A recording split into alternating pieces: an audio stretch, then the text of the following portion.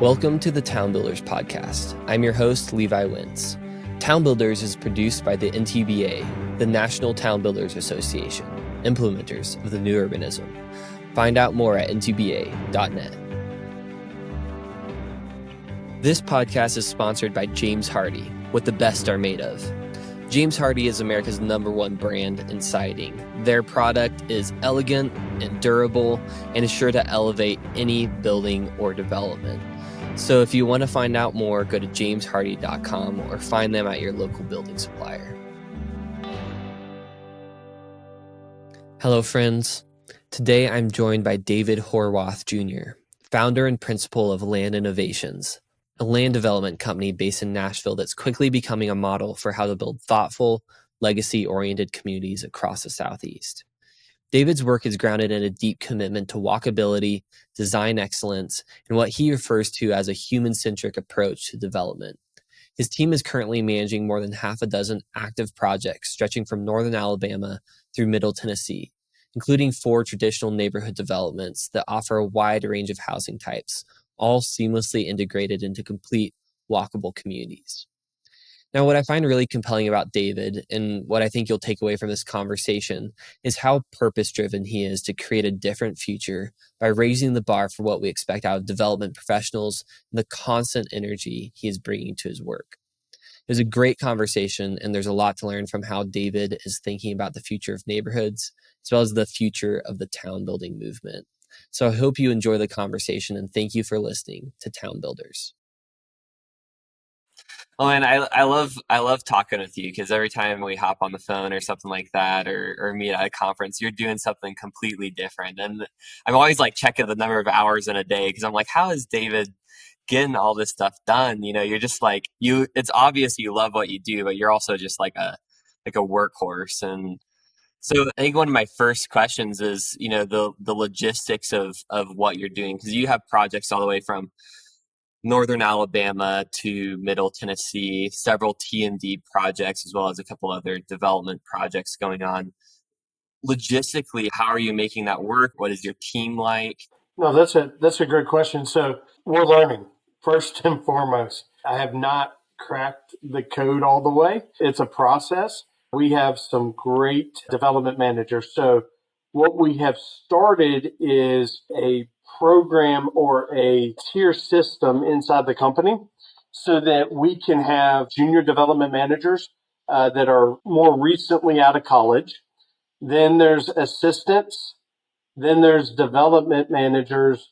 And then at the highest level, there's senior development managers, where you can get to a point where you could, inside of our organization, be able to manage multiple projects.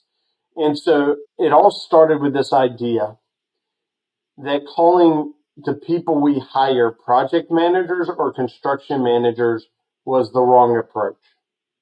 So from the ground up, one of the biggest things that I am trying to build in our organization to be diverse and handle projects, 4 T&Ds right now, 3 additional just kind of infill projects, is that a development manager at the core definition is able to manage a development. So what does that mean? Finance, construction, marketing, accounting, entitlements, dealing with the governments, and a plethora of other activities.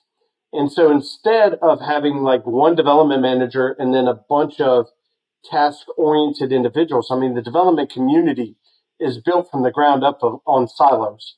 This is your accounting finance. This is your design. This is your construction. This is your post-construction, your bond checklist group. These are your marketing and sales. And everybody has a silo and nobody cross-pollinates through their career paths. They become experts a mile deep, but are very, very narrow. And so to do what we're doing, I felt like that model, as small and as young as we are, just would not work. And so we have spent a tremendous amount of time and could not be more excited with the 3 people that we have on right now. We have a junior development manager, a assistant development manager, and a development manager, all at different places in those categories. but they're learning the entire business. And when you have something happen on one side of the business, they can start to see how it impacts another side of the business. And so the development manager model is something we lean heavy into. We invest a lot of time, a lot of coaching, a lot of mentorship to provide them the exposure. And the unexpected result of these four T&Ds going on at the same time is that they're all at different life cycles. I have one 8 years in the making, a lot of history, a lot of details. And then I have two that are going through entitlements in two very different jurisdictions. And then I've got one in the middle kind of starting out construction. And so the feedback loop, right? For, for most people to learn a lesson, it takes a year.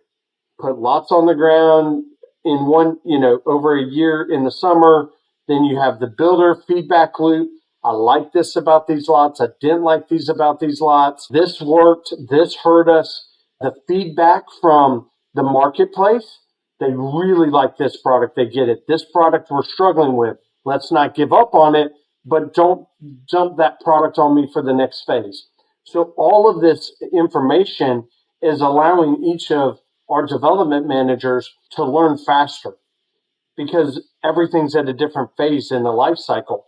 And so the cross pollination has been tremendous. It took me 20 years to really be experienced and exposed across the entire spectrum. I'm able to create an environment that's much quicker. Now, with your development managers, you're talking about not wanting to silo into specific tasks like finance and design, but are you siloing them as far as projects go, or is your whole team working on on all projects all the time?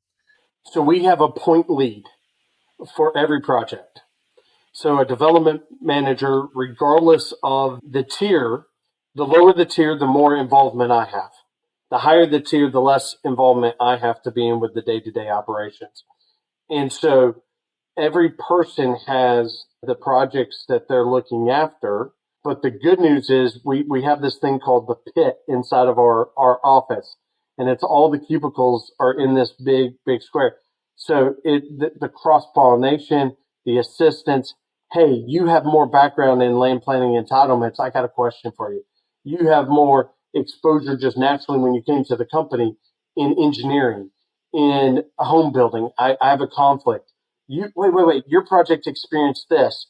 What about what was the outcome? How can I learn from that? So we had to say from a project standpoint, because in the military, pilots have a really clear demarcation of when someone takes over control and when someone hands over control. I was trained by a West Point grad that was a helicopter pilot. So he was always really, really clear with me. You have the controls. I have the controls. You have the controls. And then he would let loose of whatever the task was. And he used that analogy with me all the time. And so I did try at the beginning to put multiple DMs kind of overseeing multiple parts of a project. But as anyone knows that is doing development, it's all integrated, right? And so it's hard to separate inside of a project. Now we can come in and provide support, but having that leader responsible for that project was critical. And then sometimes we come in and help out in tasks, but that's the kind of organizer of the development. Yeah, because we're only 4 years old at this point, but I think I'm struggling with that right now of how to organize the team, because it's a very different analogy than the army analogy. But my original experience was in food service. Okay. And there was a chef that I worked with. He was like a French trained chef, and there's something called mise en place, everything in its place. And so he really wanted. There was like 7 different stations in the kitchen, and you started as the dishwasher and you worked all the way through, to expo and line cook and all that. But everyone trained on every position, and you like graduated each position. But then eventually everyone reverted back to their strengths essentially. But it made a much better kitchen because everyone was cross trained on everything. And so if there was, if something blew up and someone had to go to the back, you could cover the other person. So I like that. I like that idea, and building teams, building resilience into the system, that if your Decatur projects, your development manager leads on that, there's someone that's up to speed enough to kind of fill in the gaps. But where I've seen inefficiencies in it too is that you involve everyone on every conversation. And, we really encourage creativity and ideas, but at a certain point, there's too many voices in the room, and it's like, okay, stop. We need to have. So I struggle with that back and forth of like how much to involve everyone on everything. So it's interesting to hear what you're doing there. Yeah, and every week we have 2 meetings. I give uninterrupted 3 hours. So the first hour we call the LI 1% Better. So it's ideas, thoughts, items, issues that the entire team could learn from and benefit from that we're working through together. And then we have 2 hours after that where, because we have so many things happening in so many jurisdictions, everybody comes prepared to the table with things that they've reserved, they've looked at, they've explored, but they're not sure is it the right answer. They're stuck. They need to move it forward a little bit more. And so then everybody kind of gets to hear in this 3 hour block what other individuals are at in the project, what other issues they're having, what we're overcoming, challenges, what are we planning for? So a lot of times it's just exposure to how a development unfolds through entitlements. All of this feeds into being a proactive team. And so we want to be forward leaning. When we're reactionary and fire drills all the time, it's hard to do great work. And so we're helping each other grow and be exposed to experiences versus if they were just in a project in a silo in a vacuum and no exposure, they would learn those lessons over time, but it would just take so much more time to get them up to speed. With getting these extra projects, under your belt recently. So you said you had one that was 8 years along. What project is that one? That is our Stevens Valley at the terminus of the Natchez Trace here in Nashville. Okay. And then you had another one that was just starting construction, and then two more that it sounds like recently you kind of started entitlement work on. That's correct. So Nolensville is well under construction, or Nolensville Town Square. We should be completing the first phase this fall. And then the two entitlement ones are both North Alabama. So both of them, very different entitlement processes of Decatur and Huntsville. We're doing two different things, but those are in the process right now. And it is our desire, our hope that we'll start construction on both of those next year. Yeah, maybe this is too soon, but I love that you're going after this and trying to build a team to take on more of these projects at a time. I think very often in the town builder space, we see one-off guys doing passion projects and doing incredible jobs at it. There's so many examples of that, but I haven't seen many examples of guys trying to do neighborhoods of that quality at scale. And so I'm curious with your team, maybe it's too soon to tell, but have you found any efficiencies or economies of scale as you've started to get more projects under your belt, or are you just figuring that out? It's a great question. And you're right in your assessment. I have been looking for others that are juggling 3 or 4 of these at a time, and I haven't found them yet.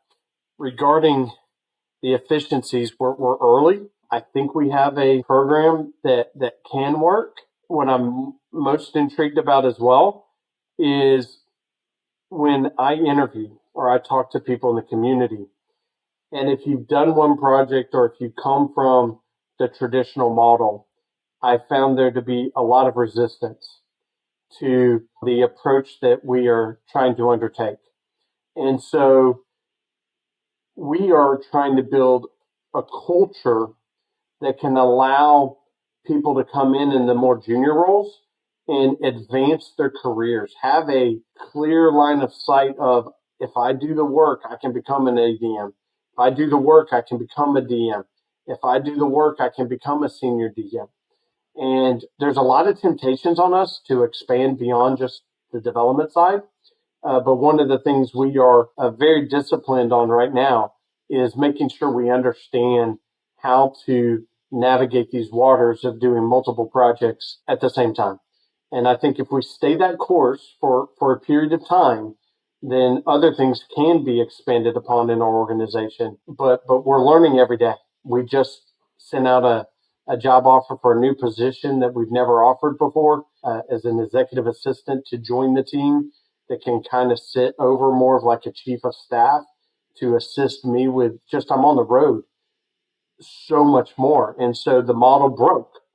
When we had in North Alabama, what I was starting to build wasn't as efficient anymore. When it was all here and I could drive 20 minutes in either direction to hit any of our projects, that was a model that worked. And then you expand to North Alabama and things started breaking down. So a lot of reflection and okay, let's look at this role and not look at it the way maybe on paper everybody is trying to describe this person, but look further and could you find someone that can serve whether it's the title's the same, it's fine, but can grow in a different way than would have otherwise been expected of an EA. Like an EA traditionally, right, is emails, phone calls, meetings, notes, events, things like that. We're like, no, we can't have that type of EA. We've got to think differently. And so every step when things break, it's not just go put a Band-Aid on it. Why did it break? Where are our challenges? And then try to get to the root cause of trying to propose a different solution. So those are all things that are very much still active. I hope in a couple of years I'll have a better handle and an answer. But we're learning every day. Well, just as a caveat, I will get back on track here quickly, but you have a really unique hiring method. Just briefly share with us your process for finding the right team members. As I mentioned earlier, we're trying to find needle in the haystack, right? And we know that coming into it. And I am stretched very thin. So we hide things in our job applications. And one of our biggest successes have been at the very, very bottom after you tell them all the great things about your company, all the great benefits. And we even put our salary range. Listen, I don't have time to waste. If you want to be 3x what I'm offering, then it's probably not a good fit, right? We're not going to negotiate that through. But after you get all the benefits, everything at the very, very, very bottom, we say that your application is incomplete unless you read a short essay, Message to Garcia, and answer the following 3 most vague questions you could imagine. Like super vague. And it's amazing to me. People call me.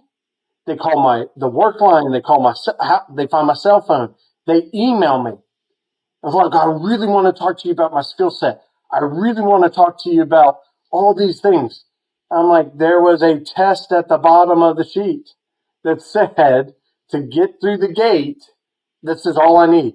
And what we have, because we are becoming more known with our LinkedIn and our posts and stuff like that, and our following is getting bigger, now we're able to get to a point. It isn't just, did you just do the test?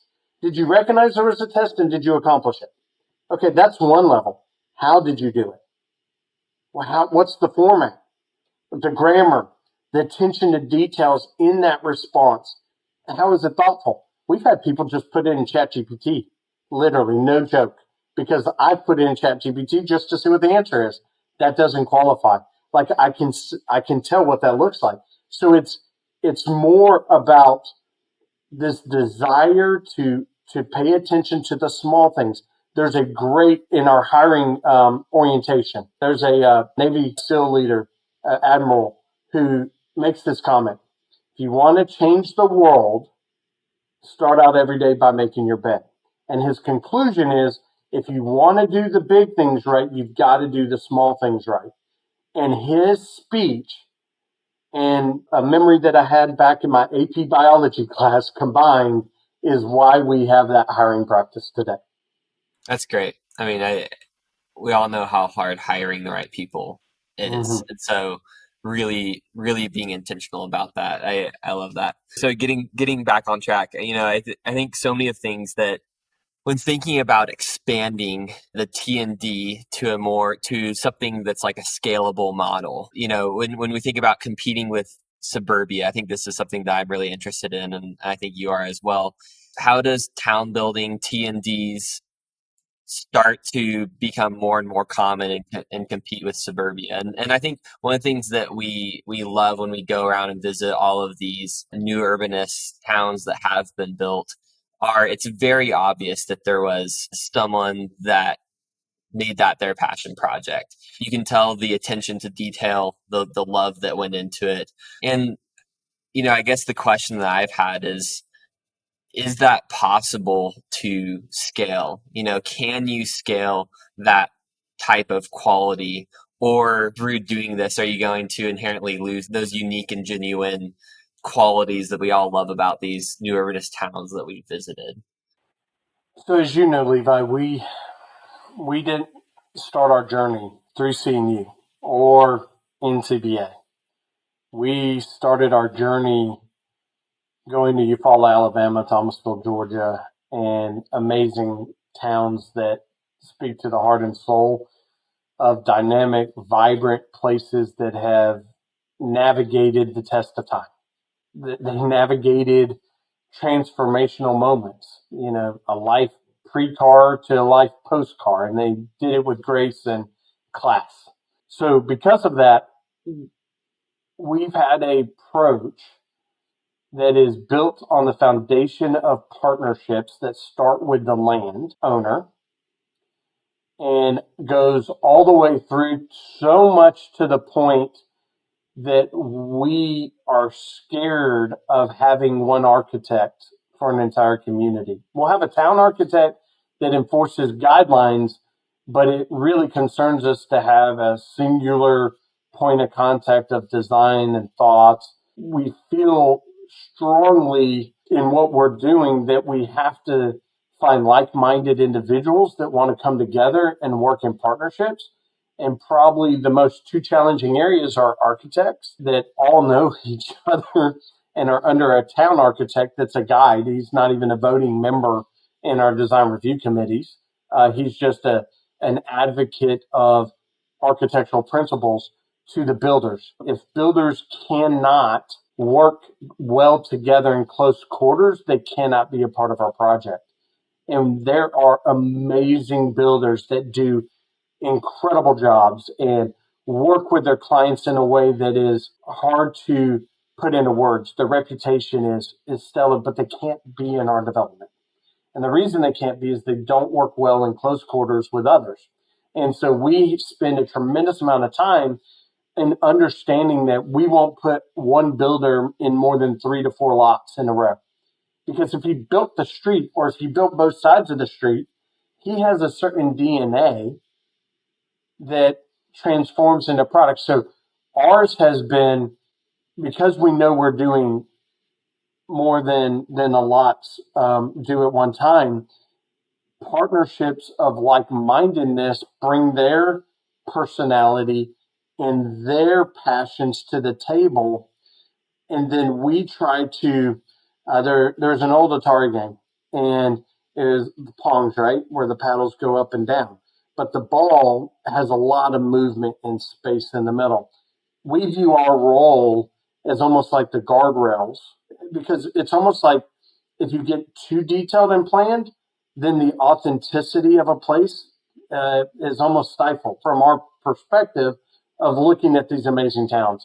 And so I hope that answers a little bit of the scale question and the quality question. If I can get the right partners that believe in the direction and the vision that we have set, including the landowner, who is the probably most underrated aspect of everything we're talking about here, then I can achieve that. I don't have to compromise, and we can provide the diversity of products if I have the right landowner partner and the right government partner. And if you get both of those, it starts to remove these barriers that handcuff so many and concern so many in trying to create these amazing places that are based on the principles of T&D or new urbanism and town building. I want to take a moment to talk to you about one of our sponsors, Harvey Points. Harvey Points are architectural designers that have worked on new urbanist projects nationwide. With a blend of bold ideas and thoughtful design, they have experienced site planning everything from infill projects in pocket neighborhoods to master planned communities. During the site planning process, they develop floor plans that tailor fit to each lot, giving you a comprehensive plan to take forward. They also provide realistic 3D renderings that help the whole team visualize the project from early stages, as well as being a great tool to get city planners and council members on board to approve your new development. We all want to see more unique communities built, and Harvey Points would love to assist you in that pursuit. Visit their website, harveypoints.com, that's Harvey with a B, or follow them on Instagram at Harvey Points. So what would then be some of those guardrails that you set for either communities or just your company as a whole? What is the intention? You mentioned Thomasville, and sounds like some old cities there in the South.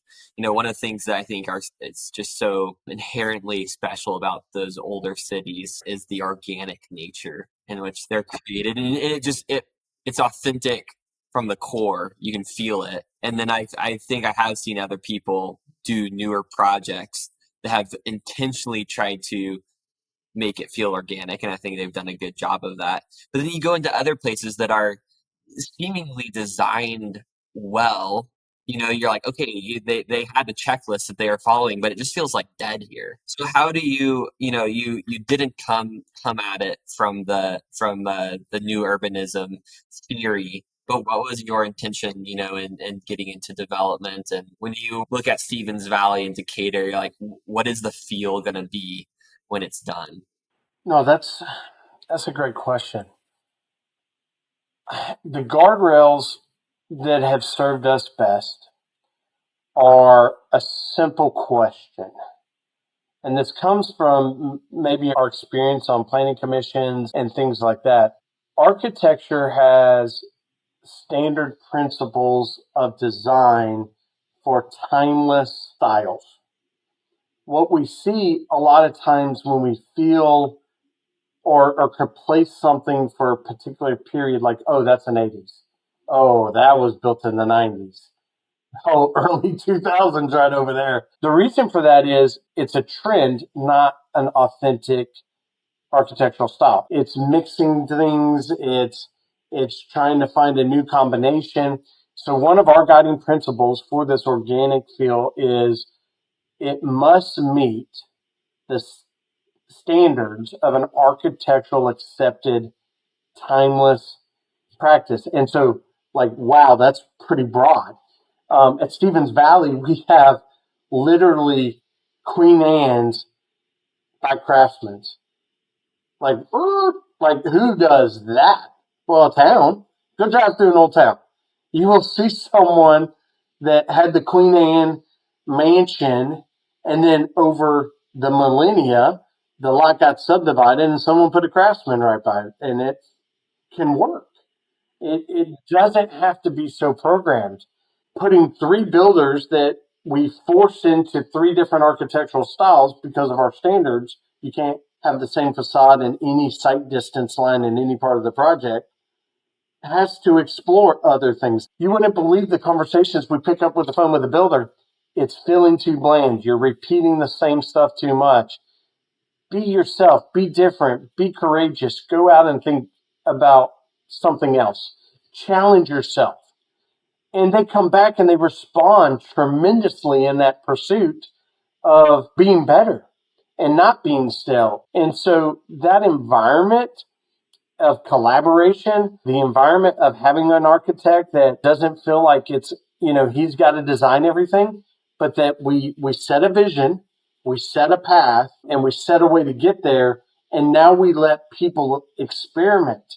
And there have been some houses that I'm like, you're doing what?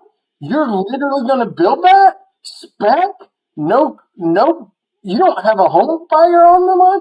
And they're like, yeah, let's go do it. And we're like, it meets the guidelines. I would never do that, but go for it, man. And the response is insane. Well, people aren't being challenged anymore, That example that you brought up, we're our own builder, but we're working with trade partners. And it's the same sort of thing where we have we became the builder for our project because we didn't feel like there was a builder in our area that we trusted enough to like uphold the standard that we wanted to. So we're the general contractor and we're working with trade partners and we design construction details like swooped roofs Mhm. or whatever it is.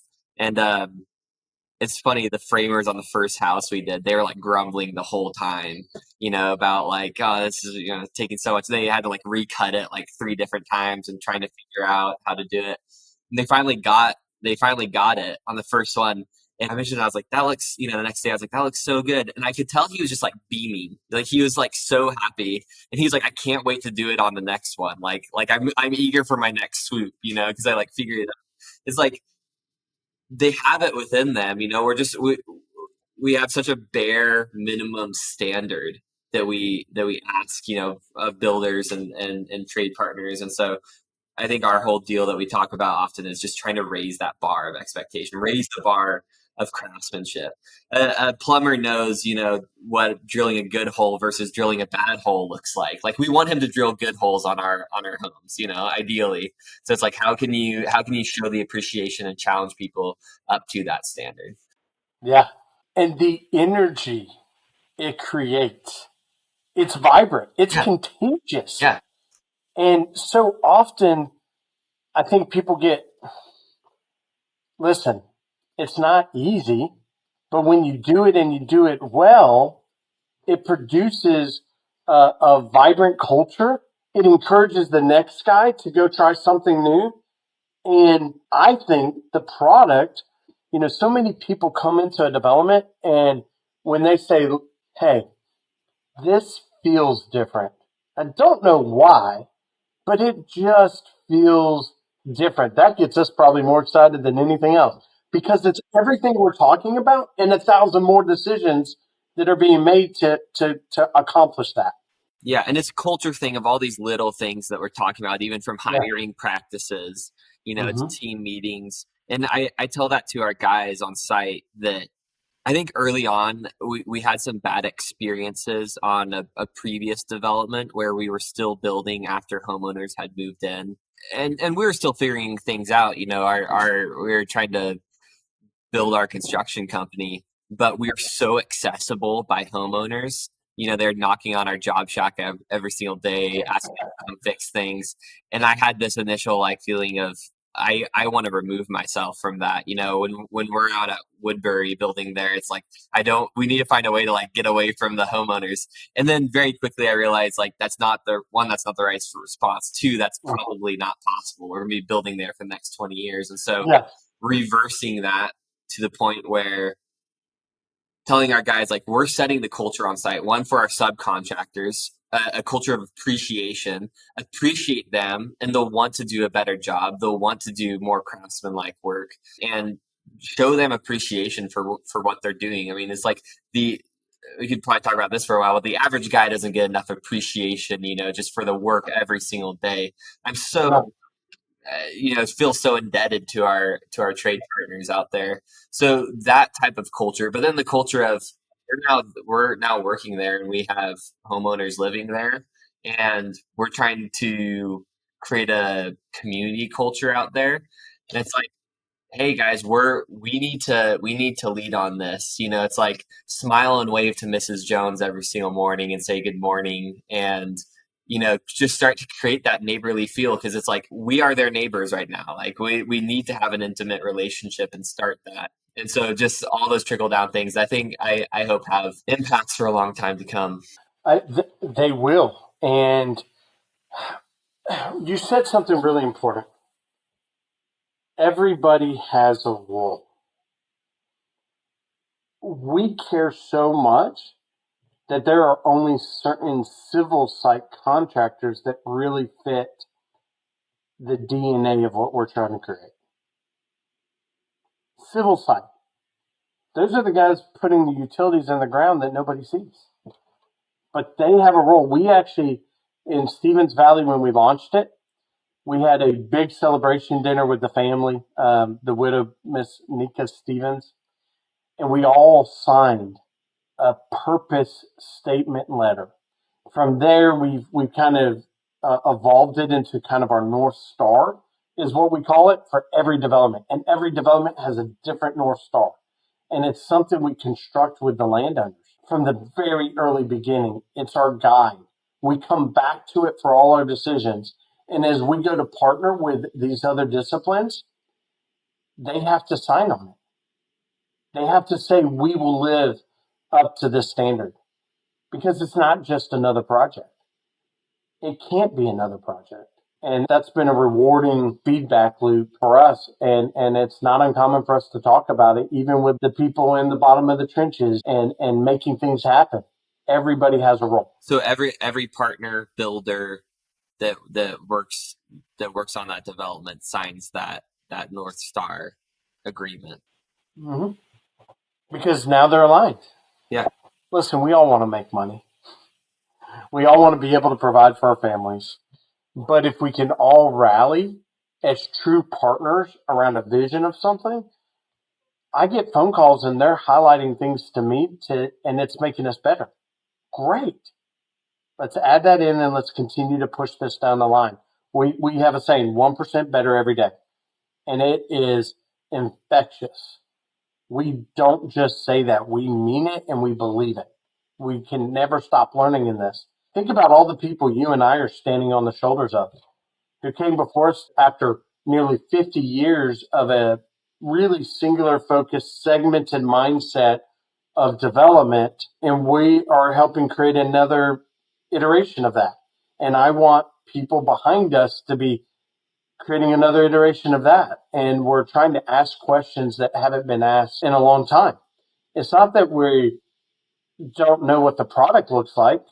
It's less accessible here in this country, but we can go to Europe and other places and see the embedded roots of it. How do we then practice that in today's culture and society? Because I know it's amazing to me how much time and focus and energy is about the car today.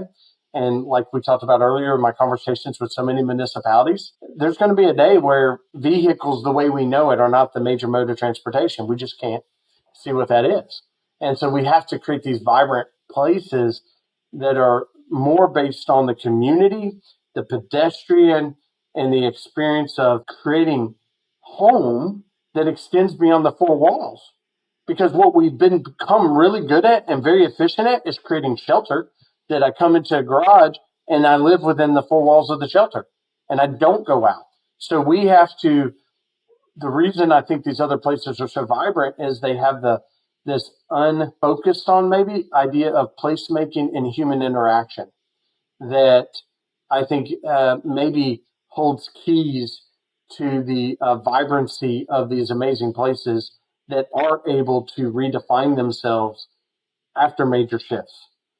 The horse and buggy to the vehicle, and so many other examples. Maybe I missed it there. You said the unfocused what?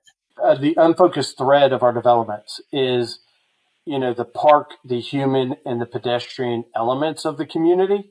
You mean it's unfocused in our existing planning fabric? Yes. Okay. So, for example, when we come to the table on a property, it's not just the land planner. We also have landscape architect, civil engineers looking at drainage from day one. And it's this collaborative cycle with all the disciplines trying to have impact on where we're headed. I think sometimes we get in our mind's eye what a great street would look like or a great experience would look like. Could we create a plan that has all these elements integrated, but yet is flexible to adapt to product changes and modifications as well, as another level of this, I call it 5D chess, right? You got the 3D realm, you got time, and you got money. And so it's how do you make all these vectors work together in an analysis that doesn't just look for the product and what I want it to be? Could we look at it as a canvas and the building blocks that people, whether it's our builders building the spec house or a homeowner that gets inserted in and wants to put their touch on it from the very beginning, do we create a canvas that people ultimately paint their lives on? I think it's a different paradigm to kind of unpackage this and not be regimented with principles, not regimented with outcomes of what we want it to ultimately be developed as. we have a concept plan, for example, in the Decatur project. We had to go in and do layout one for this first phase that we get voted on Tuesday night. And we just ripped it up again and started moving things all around because it never stops. And then we're going to go to the market. We're going to test it. And we're probably going to have to amend some stuff there. But I'm not afraid of that. I'm not afraid of those modifications because I don't have all these plans I've bought or purchased or developed that it has to fit. We can get feedback and continuously make the tweaks, which makes sense, right? Because if there's a fire in 50 years and someone else buys it, I want to have a good foundational lot that someone could come back into and build something amazing that may not be what it was before. So the principles, I think, are more important, and the framework of how we're approaching it than maybe this idealistic design of what we envision. Yeah. Well, okay. So there are several things in that I'd love to unpackage and maybe just move to a different focus of the on the ground logistics of how you're actually getting these things done. But you talked about city officials that are being principle minded versus outcome minded. I think that most governments are outcome minded or very least short term minded, 4-year term, whatever it is, got to get this done. The first question being, how do you find those arguments, what you just laid out? How do they land with city officials? I assume it's a mixed bag. But in that process, going after a new development is a ton of work. I mean, the time suck, the commitment that you're making and saying, hey, yes, we're going to pursue entitlements on this project and could be securing 10,000 lots for the next 30 years, whatever it is. How do you go through the decision making of saying, yes, this is a project I want to pursue, and how much of that decision making involves the orientation of the council or the city? Do you pay much attention to that, or do you say this is a good plan, I want to do this project, and I'm just gonna fight tooth and nail, for the next, I'll fight tooth and nail for the next 3 to 4 years if that's what it takes to get this project through? Or do you say not worth the fight? I'll go find another project where the city council is more amenable. That's a great question, Levi. So I think for us, it starts with the landowner being one of the most vital pieces of the puzzle. And what I mean by that is if a landowner is transactional, we are not the right fit. The landowner truly needs to be committed to legacy. And what does that mean? For us, it means a lot of different things, but they see the vision of what could be on this land, and they understand that the reward for their family is not on the front end, but the back end, both monetarily and what is ultimately accomplished. It's not front loaded. And so for us, that individual is so unique to find. We rate that probably number one. That's our quickest way to know is there. Then you have the government.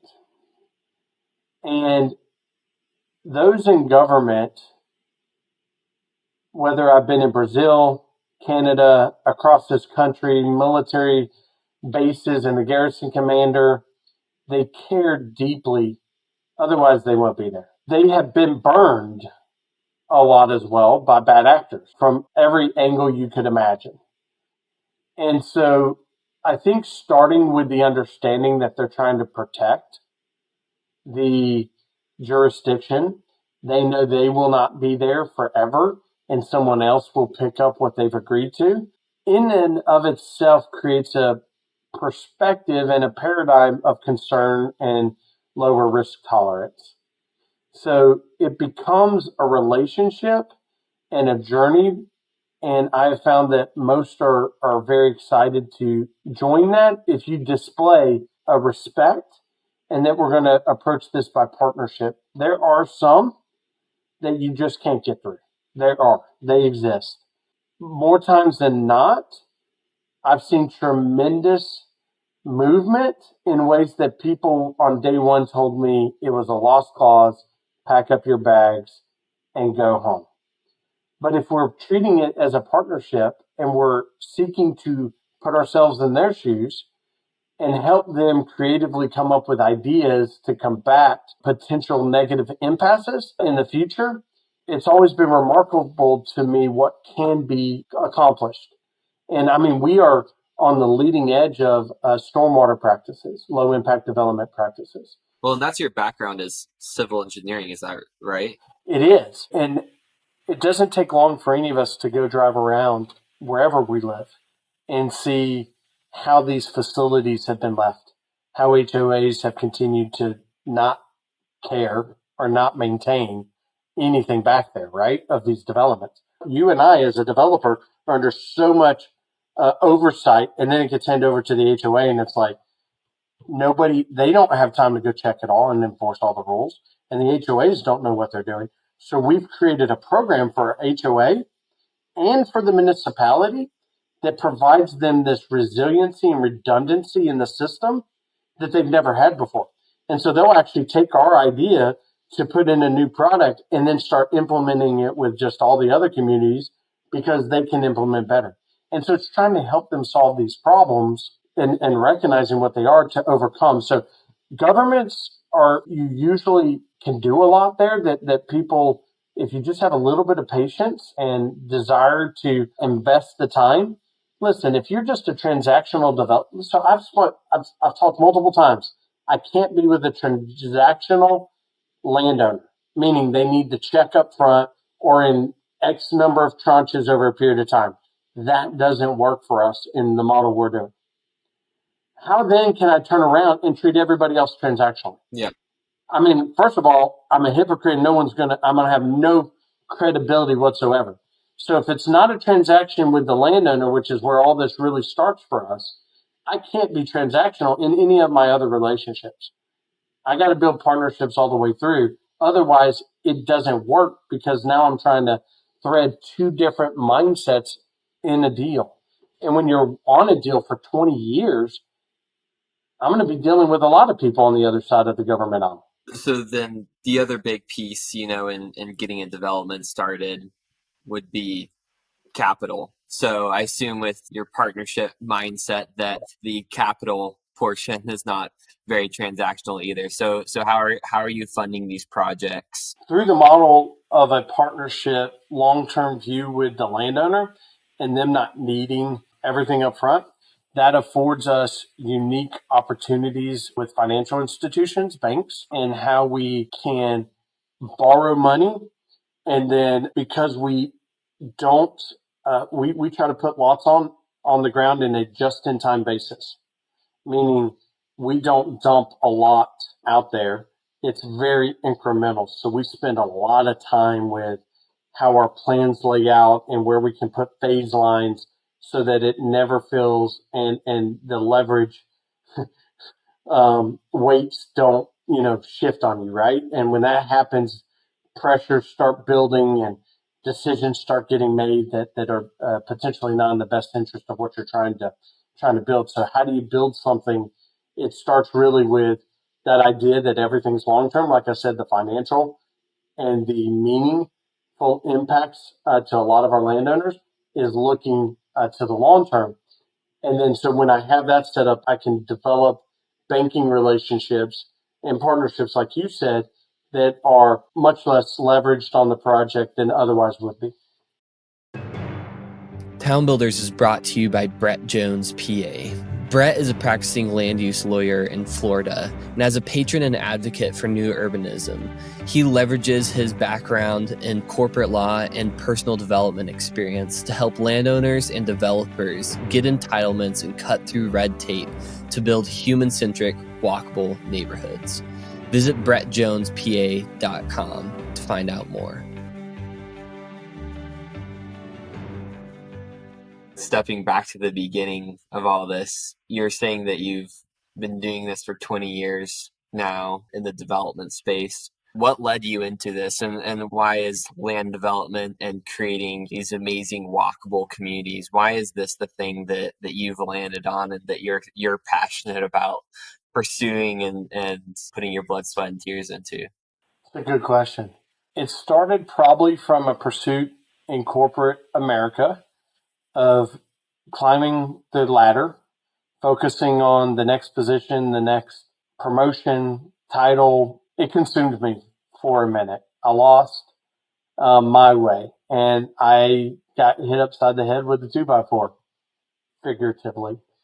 And in doing that is the most amazing blessing in my life, because I was ending my first quarter, if you will, if we look at our work life cycle, and I was asking questions that I think most people wait to what is an infamous book called Halftime, wait another quarter to get to.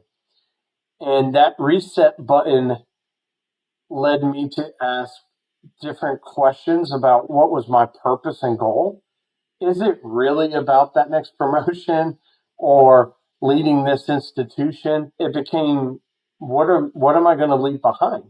For me, it led first into my spiritual life, that then led into my family life, that then found me in this unrelentless pursuit to how do I leave something better behind.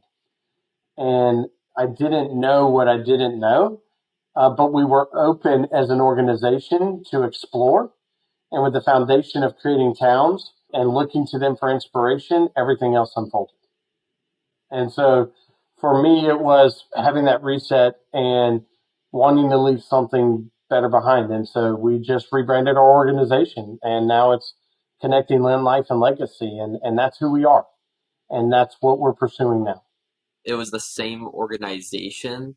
You just took an opportunity to shift the direction it was going. Yes. So Dudley Smith, our founder, came up in more of the traditional development world, but always approached it differently. Like when you drive through his communities, it doesn't feel like everything else. But Stevens Valley, when we got connected with this project, it asked a different question of us. It asked, could you create a town at the end of the trace, terminus of the trace in Nashville? Natchez, Mississippi has an amazing exit and entrance. We didn't have anything. We had the Loveless Cafe. And so that question started us on a journey that's lasted for 10 years to get us here. And I mean, for the vast majority of it, for well over 75% of that journey, we were only focused on that project and some other subdivisions. And then the pursuit of looking at the town center, that's when it got interesting. That's when we started asking all these questions. It's just been amazing since then.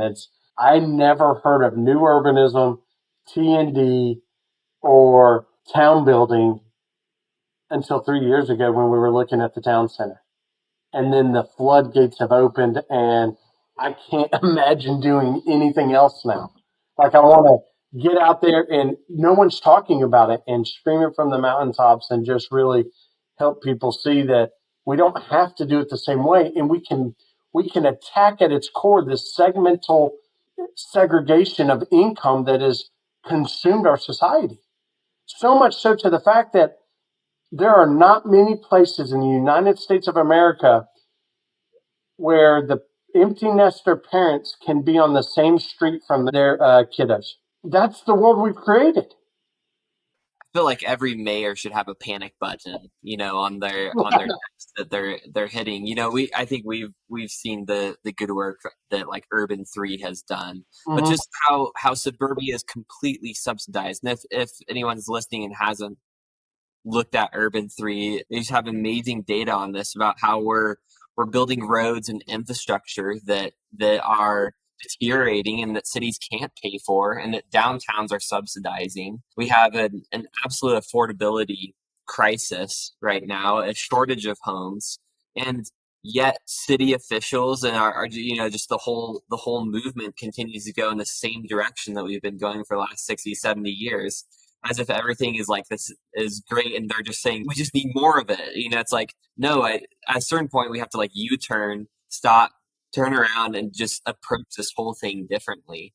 And I think that that's where you get a little red pilled once you start researching all of this stuff and zoning and new urbanism. Or I guess for us it was NTVA pilled, because yeah, for me it's just I came across all this in the last year and a half or two after I'd already started into development. Oh, really? It's kind of a cool thing to do, and then just the more that I studied it, And you get passionate about anything that someone spends time studying, you get passionate about. And so I try to be aware of this, is like, do I make this a bigger deal than it really is? But for me, this is what I've been given, and I want to study and figure out solutions, to these issues that we're facing as a country. And it's happening across the world. America's exporting this to other parts of the world as well. We just need better plannings and better communities.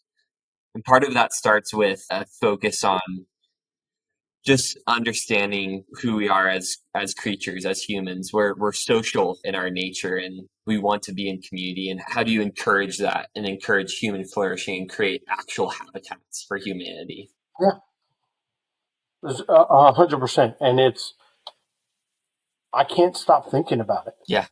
It's not a job anymore. It's just passion. And it's incredible to the fundamental plague of everything you just described. People feel it. They don't know how to address it.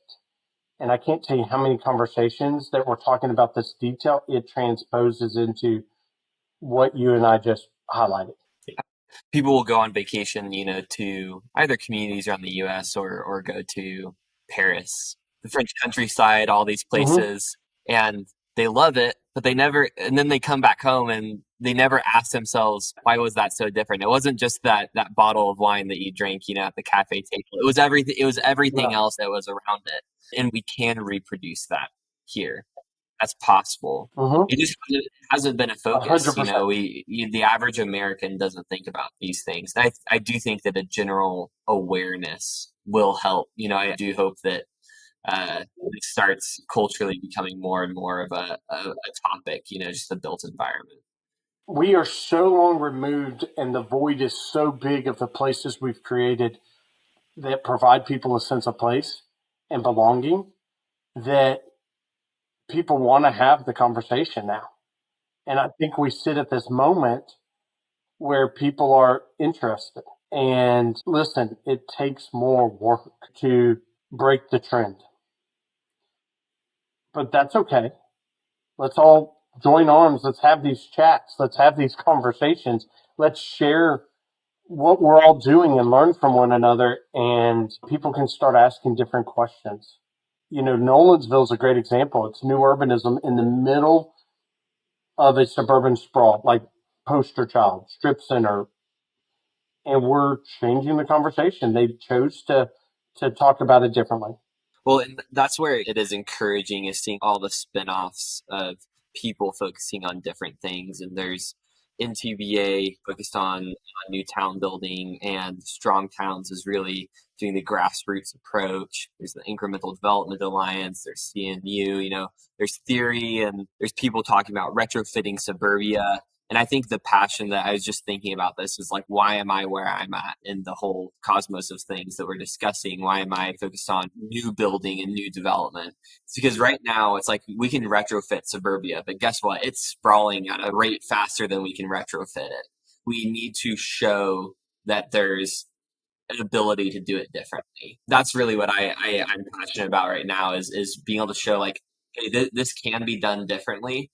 And that model of development needs to, let's stop the bleeding to start, and then over time we retrofit suburbia. But it comes from all of these different angles. It comes from people like, DPZ doing smart code and changing things at that level. That's so impactful. So it's good to see. I think that over the next 20, 30, 40 years, there'll be a lot of change that we start to see. It won't be such a niche thing. I agree, because it takes every single aspect. I think sometimes in a movement of conversation, individuals look to, we don't need those. They're heads in the cloud. They've never developed anything in their lives. We need everybody. It's a conversation, because there are people that I'm coming to with these principles, from a government standpoint, that have been to a senior meeting. Then there's individuals that I'm talking with that have experienced the frustrations of not being able to find a place close to relatives. And there's been people that are frustrated because they got to keep driving until they qualify. And so we have a lot of elements here, but it still takes this captain of a ship to lay down an example of what can be. And I think the more we have these conversations, and I could not be more thankful that NTBA, the group that we care so much about from our profession, is making the time, and you're making the time to hold these chats and podcasts again, because people will listen. People will pick it up in the most off the wall, craziest of ways, and they're going to be exposed to something. It took us looking at a town center, reimagining what it could be for things to start to unfold in our minds. And look at it in just 5 years of being introduced to that. Having this idea of creating a town that feels like it's always been here was the start of an idea. But in the last couple of years, we have expounded exponentially our capability of impacting because of all these other avenues and people that are out there and just seeking to learn and ask different questions than what we were, quote unquote, classically trained to or that we've been exposed to. And being open for that, I think, is really important. David, I'm really encouraged by what you're doing and what Land Innovations is doing. I look forward to seeing, the next projects that you guys keep doing. Let people know where they can follow along with what you're doing. Is that LinkedIn, or what are the different projects you guys have going, if you have websites for them as well, so people can check those out? Absolutely. So we're part of this whole rebranding process is we're doing a brand new website, but we do have some basic contact information and details, li-tn.com, and it's about to get revamped. And just like everything else we do, as you can imagine, it's not going to look like a traditional developer's website. So we're having fun kind of trying to reimagine telling our story of town building and what that looks like and all the different shapes and forms it can take. We really want to celebrate that. Obviously, our LinkedIn is probably where we spend most of our time. We try to get a post out every single week, sometimes a couple times a week, because it occurred to me that we could do a better job as a community of town building to find ways to document the journey. And so for us, LinkedIn has been that outlet, and I would encourage people to follow us. We're trying to do a better job of how we think about the content. And, so often we show the renderings and we show the end product, but we're like, what if we showed everything in between? What if we showed the water main that I wasn't expecting, the 20-inch water main, by the way, that we're having to put 3 feet deeper because that wasn't thought of when the line went in 5 years ago. And so why not show some of this other stuff that we've run into that's part of it? And I think it's fun. Like, we don't get discouraged by it. It's just part of the process. We talk about kids' movies all the time because my kids are in the animation movie stage. So it's a lot of references there. But we're like, and I used to wrestle. So we'll say Kung Fu Panda that, or, take jujitsu. Like, you get all this negative energy. You get all this bad news. How do you just turn that around and like flip it back out? And I know it's a silly reference, but it's like, don't let it get you down. Just how do you just rethink that and creatively put it in a different light, in a position, and find joy in it. Well, it's such an important thing to do. And it's such a skill as well. There's another guy I know who's gone into development, but it's his first development, and he just bit off way more than he could chew, I feel. But the perspective of, it's like, man, the city is just making me do all these things, and it's awful, and this and that. And it's like we're dealing with the same city, but I think the difference is just the expectation of, like, well, that's what cities are there. Cities by nature are going to have red tape. And so if you're expecting the red tape, if you're expecting things to go wrong in development because they go wrong all the time, that's part of good leadership, is just going along with the blows and finding ways to pivot and go. And it's the expectation that those things are going to happen. If you expect development to be easy and everything to go according to plan, like, you're in for a rough ride, because it's everything but that. It's a journey that is, to me, it's fun. And how do we rally the troops, all the troops, everybody, for a single goal Yeah. and a single vision of what could be? And I enjoy that. I'm trying to learn to have fun with it, you know. The first city council meeting I went into and people were like speaking against the neighborhood, I was like sick to my stomach. I was like, are we doing something wrong? You know, it's like everyone hates us, you know. And then realizing it's just the same five people that show up to every single meeting, that no Yeah. matter what you say, you're never going to please them. Yep. Perspective. So, well, that's great, man. David, thank you so much for your time today, and all the best on what you have going there at Land Innovations. Well, I appreciate it, Levi, and thank you for taking the time. This is not easy. It takes effort and energy and the collaboration ahead of time and the production and distribution. So thank you for stepping up and filling the gap so we can get this message out to more people. Really appreciate it. Absolutely. Well, thank you, David, and thank you, everyone, for listening. Have a good one.